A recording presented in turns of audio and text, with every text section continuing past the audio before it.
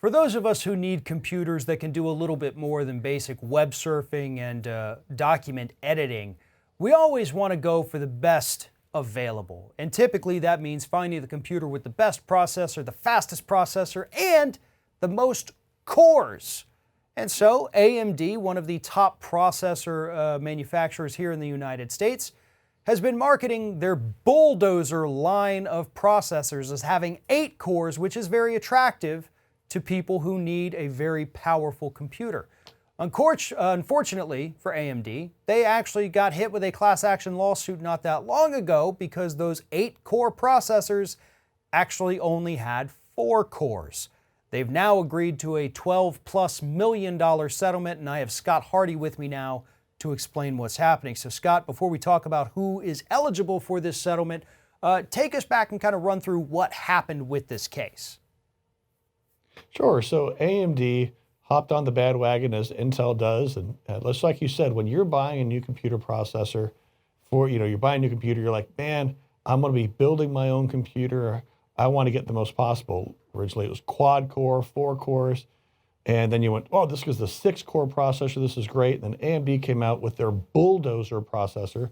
The nickname is the Bulldozer, the FX line of processors that had 8 cores. You go, well, that's an easy decision. That's, 6 or 8 is better than 6 or 4. So let's go ahead and buy that. But the issue is when you've got the original 4 cores or even the 6-core processors, those were all independent cores. So essentially there were 4 or 6 independent processors that could all process instructions independently. While with the 8 cores, that's not really the case. With the 8 cores, it's actually only 4 independent processors.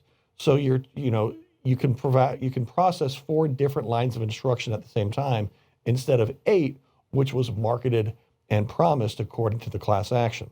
And that's what got AMD in trouble because they sold more than 1 million of these processors. So there are a lot of people out there that thought they were getting 8 cores of computational power. And in fact, really, we're actually getting more around the fact that 4. So this settlement itself of 12 million, if they sold more than 1 million, 12 million seems very small, right? I mean, computers are expensive. Processors are expensive if you just go out and buy, that on your own to build your own. And so 12 million for 1 million people who bought this thing that was falsely marketed, that does seem like a small amount. And I know we have a lot of people part of the settlement that won't even claim it, that don't even know it, that aren't paying attention right this second when they should be. So I don't know. What's your thoughts on the number here? Because again, it seems small to me. Well, if they were able to pay every buyer, it'd be a $300 million settlement because that's what they're paying out per processors.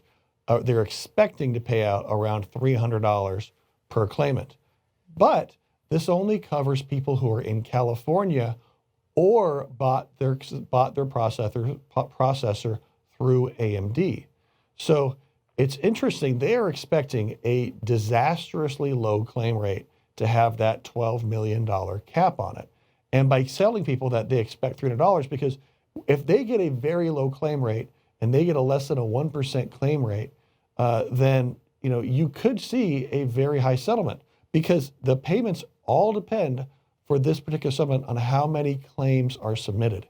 So if they get very few claims, you could get a lot more than $300 per processor. If there are a ton of claims, then you might only get $10 or $20. But it'll be interesting to see how many people actually submit their claims. And they actually allow a fairly high number of CPU purchases without proof of purchase to be submitted. So you can say if you bought them, you can claim that you bought 5 CPUs without submitting proof of purchase, which I'm surprised at because you would think these are marketed to consumers. Consumers are going to buy 1, 2, maybe 3 if they're, buying them for a LAN. But if you do have proof of purchase, then absolutely submit your receipts on this because you are guaranteed a higher payout. And, if you're a computer geek that likes to build their own computers, chances are, and you bought it through AMD.com, then you've got that email from AMD showing the number of processors you bought. I would recommend that you submit that proof of purchase with your claim, even if you claim 5 or less. that kind of beats any challenge to your claim to the punch, because administrators will challenge random claims.